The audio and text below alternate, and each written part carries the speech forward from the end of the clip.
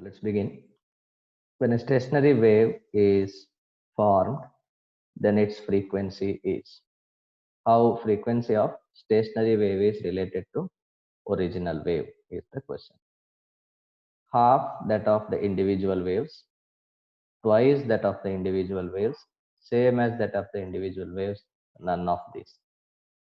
Let me consider one progressive wave moving along positive x direction with wavelength say lambda, and another progressive wave is moving along negative x direction. So a stationary wave is formed in this pattern. Now initial wavelength was lambda. Now what is the new wavelength? After which length the same pattern is repeated. See, between these two nodes the length is lambda by 2, and the same is repeated after this node. So this is also lambda by 2. Therefore wavelength of the stationary wave is half of the initial wave. So half of that of individual wavelength. They're asking for frequency. The frequency will be therefore twice that of the individual waves. So option B. Next question. At a certain instant, a stationary transverse wave is found to have maximum kinetic energy. The appearance of string at that instant is. It's given that at a particular instant of time, a stationary wave is found to have maximum kinetic energy, and it is maximum. The appearance of string at that instant is sinusoidal shape with the amplitude A, straight line, sinusoidal shape with the amplitude A by 3, sinusoidal shape with the amplitude A by 2. How does the wave look like to have a maximum kinetic energy? What is the expression for kinetic energy? Half mu omega squared A squared into lambda. So A must be maximum, so it should be A, and for it to be maximum it has to be a sinusoidal shape, as it is a stationary transverse wave. It can't be a straight line. And comparing amplitude, all these are having less amplitude, so option A reads correct answer. Next question. Lambda is maximum wavelength of a transverse wave that travels along a stretched wire whose two ends are fixed. The length of that wire is. So it's given that a wire is stretched between 2 points, and the maximum wavelength, the maximum possible wavelength is given, that is equal to lambda. Say this length is L, then how can you write wavelength? This is half of the wavelength. Length is equal to lambda by 2. This is the maximum wavelength. There can be any number of minimum wavelengths which are less than this lambda, but they're asking for maximum. So this is the only possibility, that is first mode of vibration. Therefore, length of that wire is, the length of the wire L is equal to lambda by 2. Option C. Next question. The particle displacement in centimeters in a stationary wave is given by y of x comma t equals 2 sine 0.1 t pi x cos 100 pi t. The distance between node and the next antinode is. So in a stationary wave, the equation is given here. Y of x comma t equals 2 sine of 0.1 pi into x into cos of 100 pi into t. Comparing this with the standard equation, so the standard equation is y of x comma t equals 2 times amplitude sine kx into cosine omega t. So this is representing amplitude. So now let me write down the values. K is 0.1 pi and omega value is 100 pi. They're asking for distance between a node and the next antinode. Okay, for that we shall know what is the wavelength. Let's calculate that. K is equal to 2 pi by lambda equal to 0.1 pi. Pi and pi cancels. So we can write lambda equals 2 by 0.1, that is 20 centimeters. If lambda is the wavelength, then what happens to distance between node and an antinode? The case of a stationary wave, this is node, and distance between node and node is lambda by 2. Distance between node and antinode is lambda by 4. So we have value of lambda. So we can write distance between node and an antinode equals lambda by 4, that is 20 by 4, 5 centimeters. Option B is correct. Next, a standing wave pattern is formed on a string. One of the waves is given by y1 equals a sine omega t minus kx plus pi by 3. Then the equation of other wave is such that at x equal to 0, the node is formed. Node is formed at x equal to 0 by superposition of two waves. One of the waves is given. Then what is the equation of other wave? By the simple fact that the resultant y is sum of y1 plus y2, and the condition is that for y to be 0, this must be 0, then y1 equals minus y2.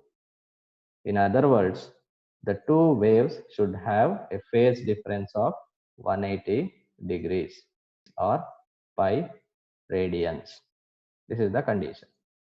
Now we shall find out which of these four equations satisfies this condition of having a phase difference pi radians. Right? The given equation y1 equals a sine of omega t, x equals 0, so it becomes pi by 3. Now you have to get y2 similar to this form, but the phase difference between them must be pi. Let me call this phase as phi 1. Phi 1 is the phase of first equation, that is pi by 3. Now let us say option 1 whether it is correct or not. Its phi 2 value is pi by 3. Therefore, what is the phase difference?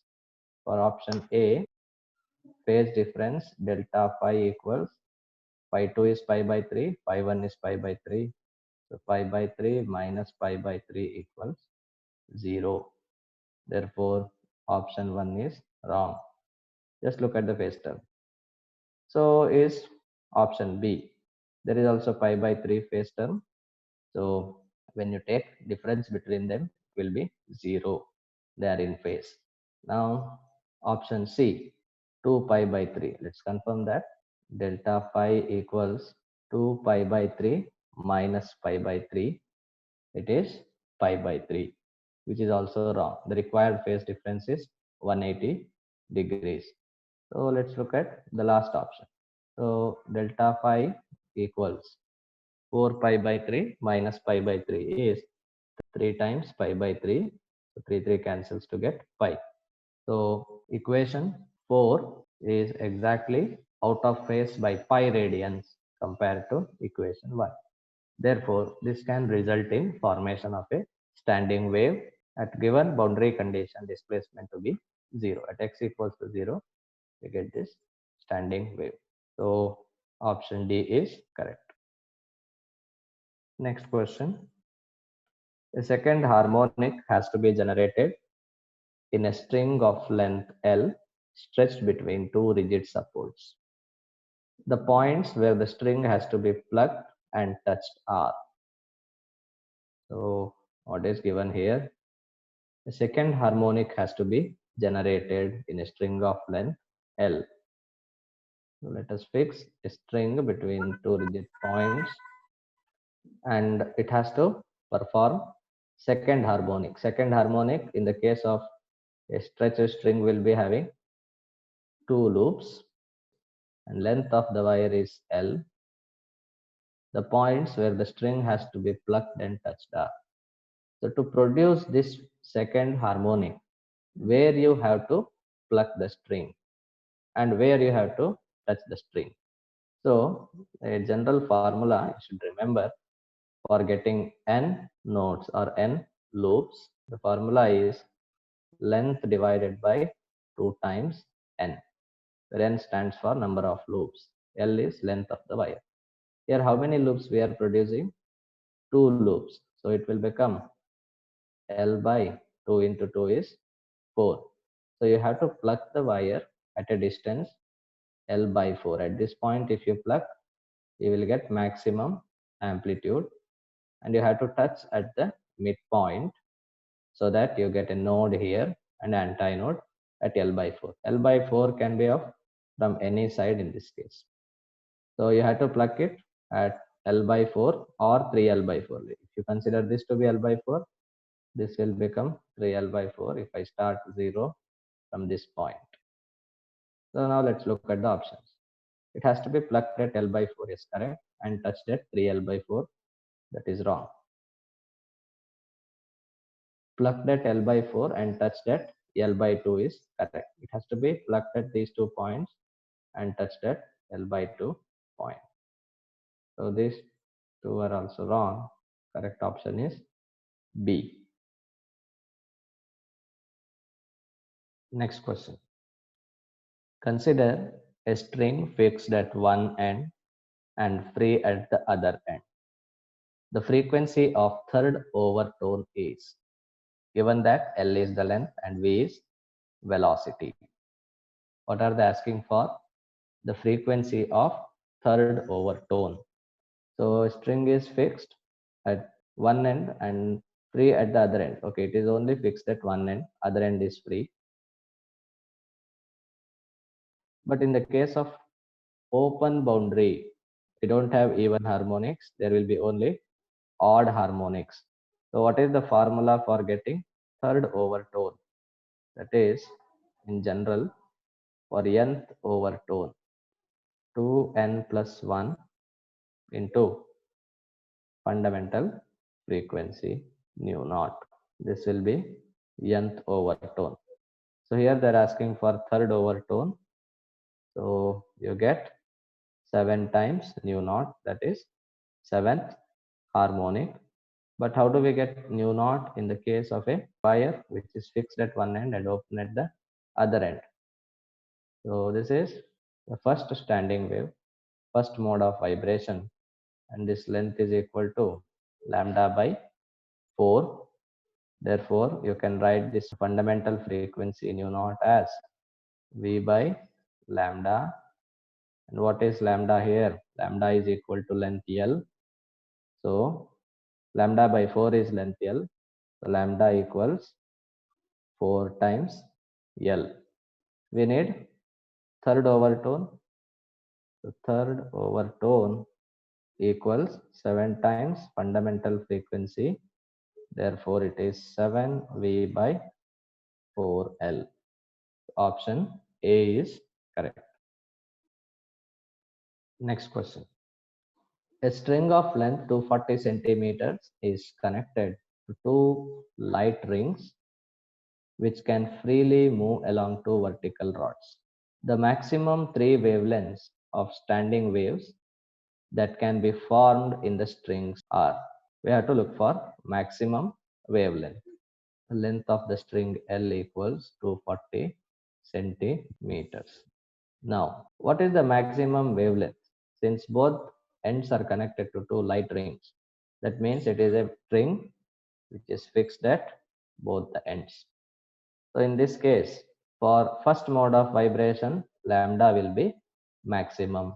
For remaining mode of vibrations or any higher order, higher harmonic, wavelength goes on decreasing. So lambda is maximum for fundamental mode or first mode. What is the fundamental relationship? This is first mode of vibration.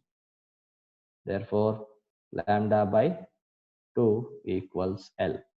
Half of the wavelength is length of this wire. So what is the maximum wavelength? Therefore, lambda is first maximum. Let me call it by lambda 1. 2 times L. What is L? L is 240. Next, what is second maximum? Lambda 2 equals. The second case, 2 loops are present. Therefore, L equals lambda 2. Therefore, lambda 2 equals L, that is 240 centimeters. Now, in the case of third, that is third maximum. So, third mode of vibration, you have 3 loops present. So, how many wavelengths is L? L equals 1/2 of the wavelength. So, L equals 3 by 2 lambda 3. Therefore, lambda 3 equals 2 by 3 L, that is 2/3 of 240 centimeters. 3 ones, 380 times. So, it is 160 centimeters.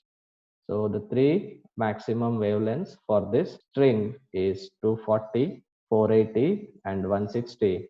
That is option B.